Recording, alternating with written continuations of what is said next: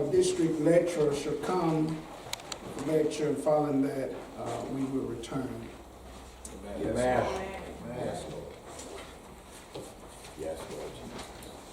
Let's all say amen. Amen. Let's say it one more time. Amen. That name sounded mighty, mighty cool. Yes, Lord.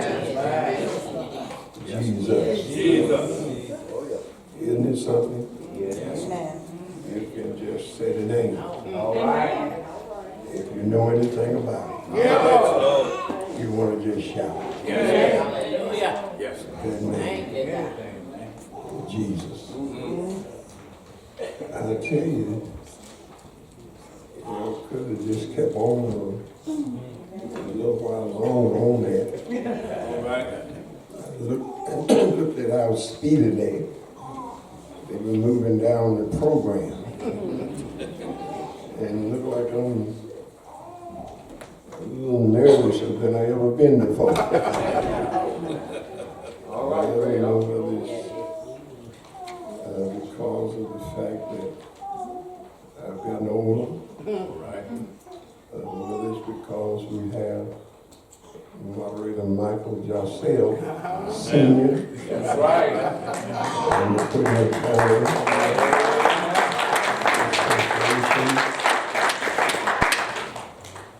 Whether it's, really I don't know what it is. But if we went just a little longer, I was praying that, amen, that the Burgess would kind of do the kind of talking he does. He let me down. And Brother Dixon and Sardis District Choir come with a short song. Built it up. And then got me scared up. Scared. Amen. Thanks be to God our Father, and Sunday we'll give recognition to our moderator, our president of our Congress, and to the heads of all the other auxiliaries, the President of the Layman's Department, and Women Department, Ministers Department, as well as the Usher Department. Yes, Lord. And Sunday to our guests on tonight, Amen. Dr. Jossel and the association, Yes. to all of the ministers that are present, Yes, to sir. all of the messages, delegates. Yes. We thank God for this another blessing. Yes, sir. Yes. And what a blessing it is to be on top of the ground. Yes. And the ground is not on top of us. What a blessing it is to have a mindset Yes. on a Saturday night to come to the Lord's house. Ain't nothing better, y'all. I thought when I was out there and going to, we used to call it the juke joint. Yes. I thought I was really having fun. But oh Lord now, All right. ain't nothing better Yes. than being in the Lord's house Yes. amidst the Lord's people. Yes. Amen. Amen. It's good to be here, and I'm going to be as brief as the Spirit will allow me. I want to get to the high point of the service and hear the word. Yes, sir. Y'all notice, I guess, those of you that know me, that allergy still bothering me. I'm not making an excuse, but it's just a fact. It's still bothering me, and I don't think I'm the only one. I think it's getting all of us. There's something in the midst of fall turning to winter. Yes, sir. It's not helping it any. But God is able. Now, I know it says I'm supposed to lecture. And I admit again, I don't know how to lecture. I'm going to try to stick to what I think is lecturing and not preach. And I told you many times, in order not to do that, I can't really passed the cross too many times. If I passed the cross too many times, I forget myself. Yeah. Yeah. So I'm going to try to lecture. What I want to do tonight, really, and I believe I have the Holy Spirit's endorsement. I want to lecture the moderator into the Sardis District Association in order to motivate, since we have a major project that we've engaged in. Yes, sir. I want to try to motivate those who have not yet joined us, favorable in our project, Yes, sir. and to encourage those in Sardis, district, you know what I'm talking about, and to encourage those who have joined by, I want to do it by telling a story. All right. Instead of just taking a few outlines. I want to tell a story All right. that tells us what God can do All right, sir. because of what he already has done. Yes. That's right. I'm quite sure we know that. But just in case, if somebody don't know it, I want to tell a story tonight. All right. And it's a Bible story. And I've been reluctant just by all of my adult life to say story when it has reference to the Bible. All right. That's right. And the reason for that, when I was a kid, I couldn't say what kids say today. I couldn't say a lie. That's right. A lie was a bad word. And we had to say, you're telling a story. So I'm mindful of that today. And I know a story is not a lie, but a lie is a lie. Amen. Whether you dress it up or whether it's white or black, it's still a lie. Little or big, it's still a lie. So I want to tell a story from the Old Testament. And it's coming from 2 Kings, 7th chapter. And really from the 3rd through the 11th verse. But I just want to read verses 3 and 4. And I want to tell the story. And really, it starts in that 5th chapter, or 6th chapter of it, and 6th and the 7th chapter. The 3rd verse of this 7th chapter of 2 Kings says, and there were 4 lepers, men, at the entering of the gate. And they said one to another, why sit we here until we die? Yes. If we say we will enter into the city, then the famine is in the city, and we shall die there. That's right. And if we sit still here, Yes. we die also.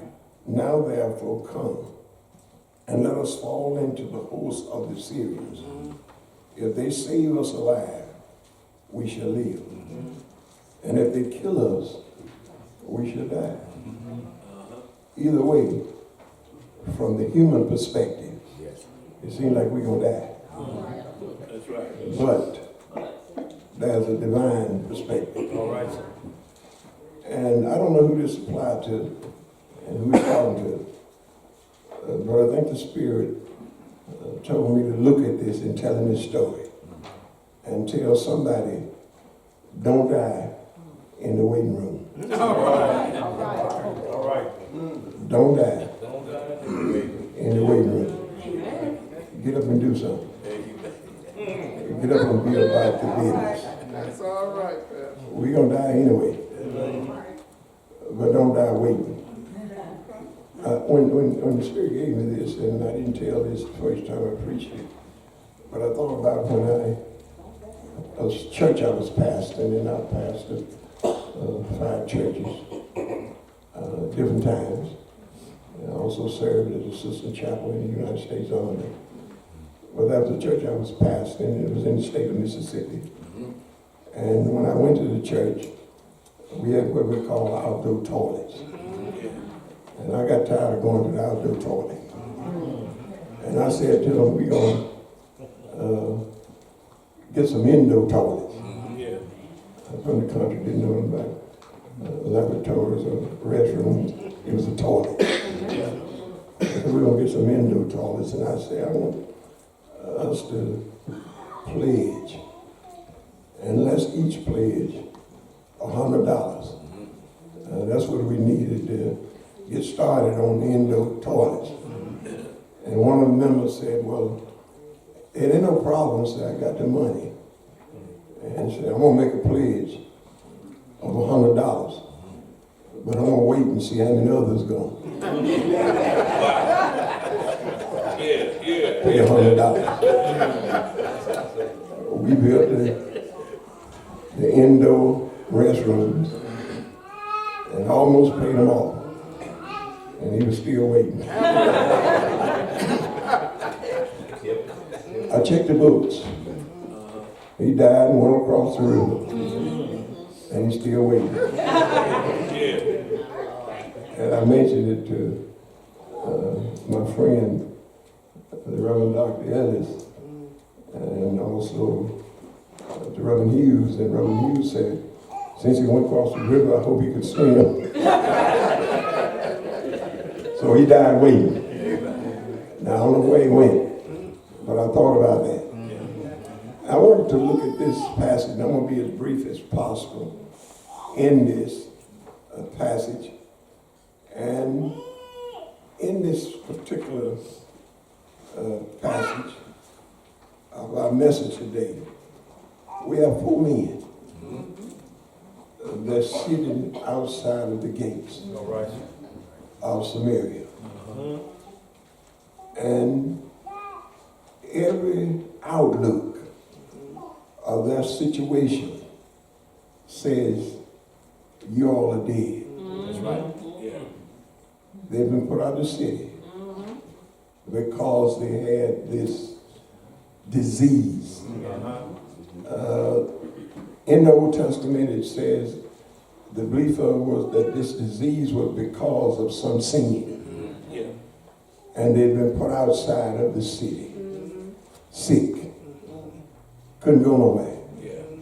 Couldn't get in touch with their family because they had this disease, this contagious disease, this disease that were known to bring a person to their dying day. All right.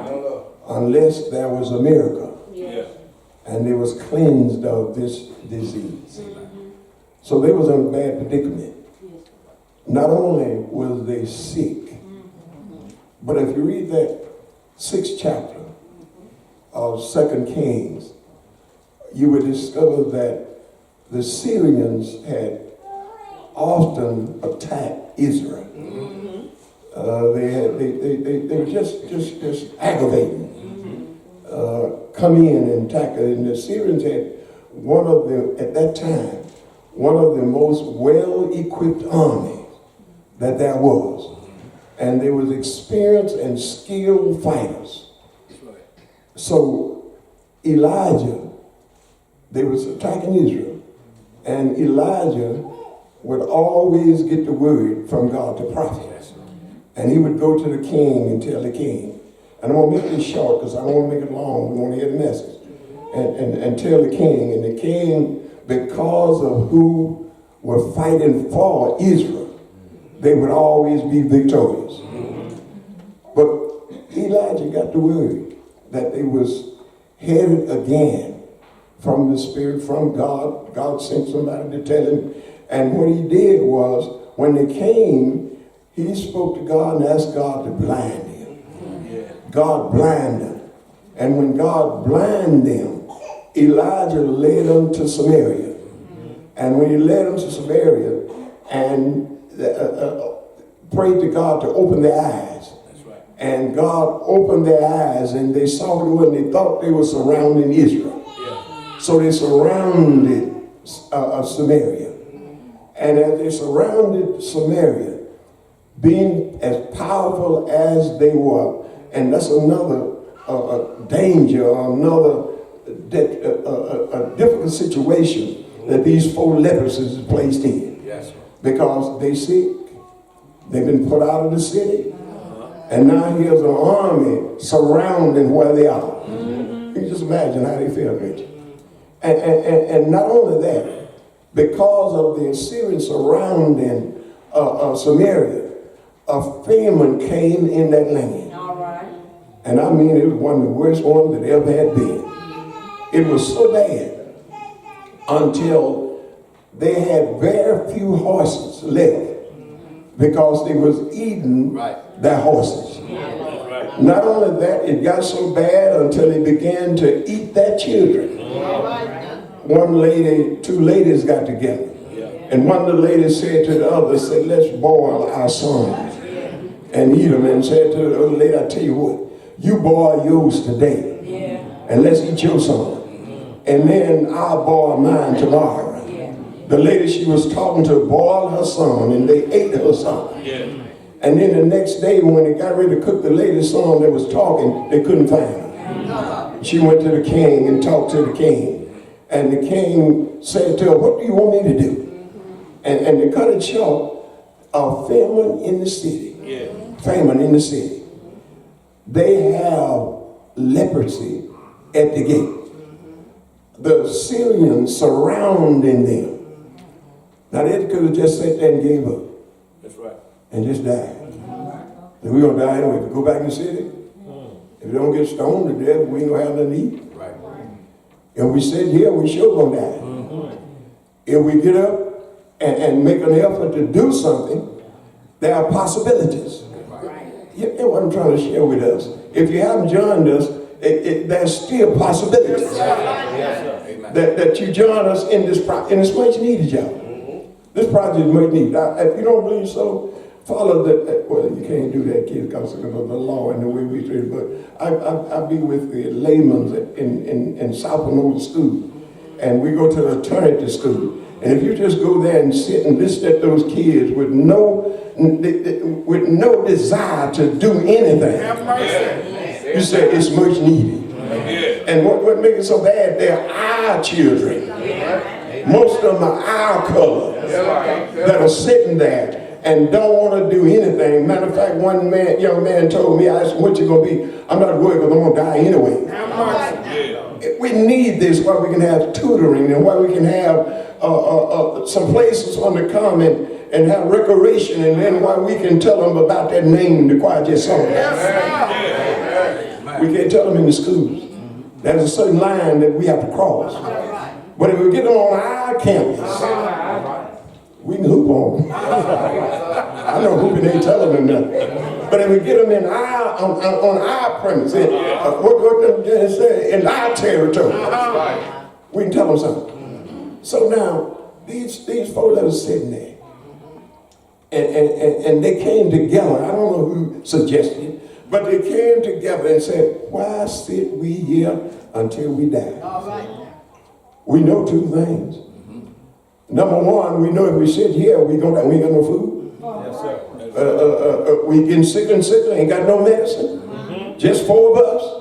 So we sit here, we know we're going to die. All right. We done heard about what's going on in Samaria. Yes. They eating up the children. They eat up all the horses. And eating up the children now. And if we go back there, we know we're going to die. So let's take a chance. And I imagine if you know why I said, so let's take a chance on God. And let's go out there. They got up and began to move forward.